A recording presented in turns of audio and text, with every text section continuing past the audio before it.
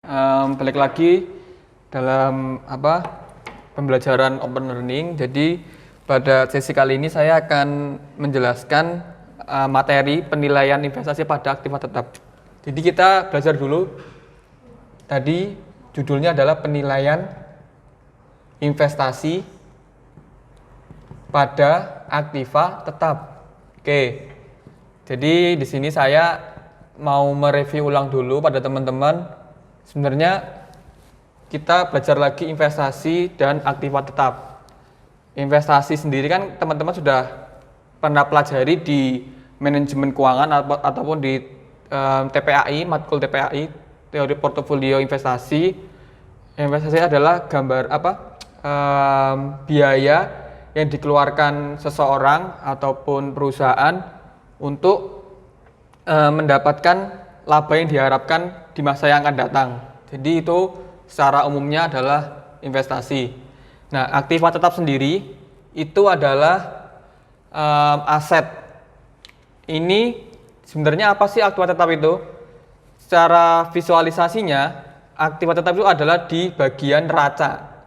Jadi teman-teman, kita balik lagi mereview sebentar di mata kuliah keuangan. Jadi di dalam apa sih itu neraca? Neraca itu adalah laporan keuangan yang dibuat oleh suatu perusahaan secara periode. Nah, neraca sendiri itu ada dua bagian, aktiva dan pasiva. Oke, kalau aktiva itu di sebelah kiri dan pasiva di sebelah kanan.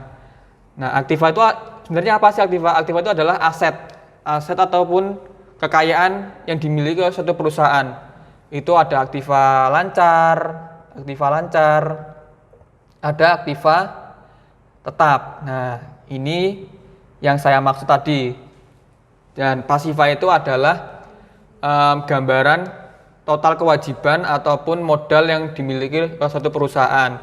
Biasanya adalah utang, terus utang jangka panjang, jangka pendek, terus ada modal, obligasi, dan lain-lain. Nah, jadi seperti itu gambarannya.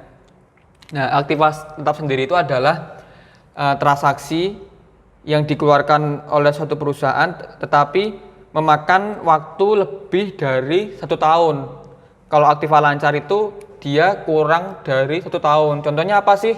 Aktiva lancar itu contohnya di dalam neraca itu biasanya kas, piutang, dan persediaan. Nah, ini kan selalu transaksinya kan tidak lebih dari 1 tahun transaksinya.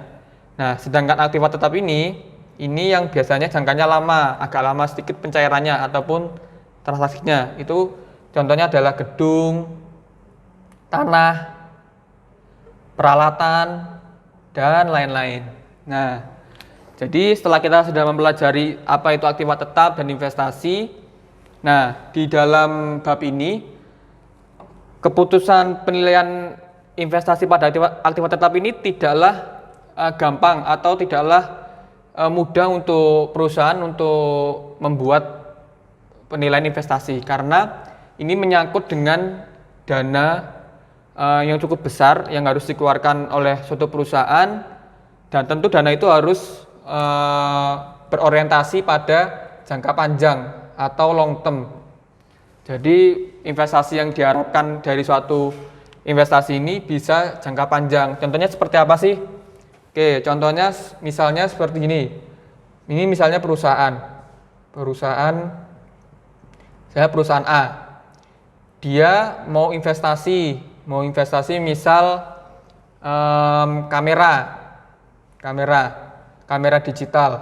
Nah, di dalam menentukan keputusan investasi pada aktiva tetap ini atau peralatan ini kan termasuk peralatan. Nah, biasanya perusahaan tidak semerta-merta menentukan investasi yang ditetapkan. Misalnya dia tidak semerta-merta memilih merek A ataupun merek B dari suatu kamera. Jadi biasanya perusahaan akan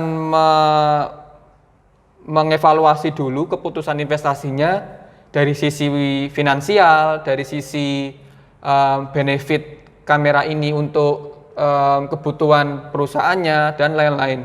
Jadi dalam gambaran prakteknya seperti itu. Jadi gambaran prakteknya seperti itu. Nah, sekarang kita akan belajar bagaimana perusahaan itu mengevaluasi dari sisi finansial. Jadi karena tadi sudah diputuskan, semisal perusahaan sudah memutuskan keputusan investasi kamera ini. Nah, biasanya perusahaan ini akan melakukan evaluasi dari sisi finansialnya. Nah, di bab ini kita akan belajar bagaimana cara mengevaluasi dari sisi finansialnya. Secara garis besar, sisi finansial ini ada dua metode. Metode yang pertama itu adalah metode mempertimbangkan time value of money, atau mempertimbangkan nilai waktu dari uangnya.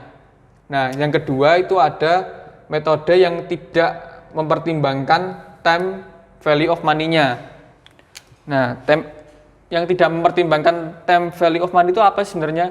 Itu metode yang tidak menghasilkan dalam bentuk satuan uang ataupun nilai mata uang.